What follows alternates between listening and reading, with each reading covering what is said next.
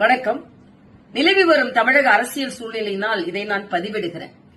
தொடர்ந்து முழுமையான எண்ணிக்கை இல்லாததினால் 3 முறை விஜய் அவர்கள் சந்தித்த பின்பும் ஆளுநர் திருப்பி அனுப்பியிருக்கிறார்.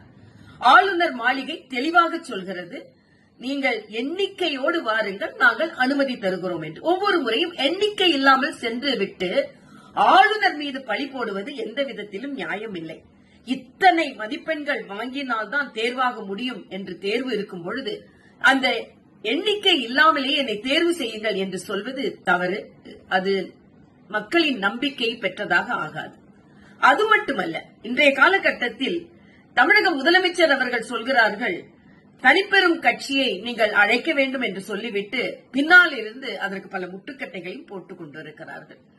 ஆக வெளித்தோற்றத்தில் விஜயை ஆதரிப்பது போல ஒரு தோற்றத்தை ஏற்படுத்திவிட்டு எல்லோரும் முட்டுக்கட்டை போட்டுக் கொண்டிருக்கிறார்கள். அதுதான் இன்றைய அரசியல் சூழ்நிலையாக இருக்கிறது.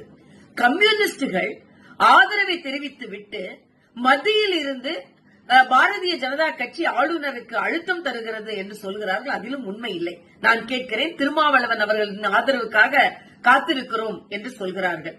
2 கம்யூனிஸ்டுகள் நான் ஒட்டுமொத்தமாகத்தான் முடிவெடுப்போம் என்று சொன்ன திருமாவளவன் இன்று ஏன் தயங்குகிறார்? என்ன பேரம் பேசிக் கொண்டிருக்கிறார்?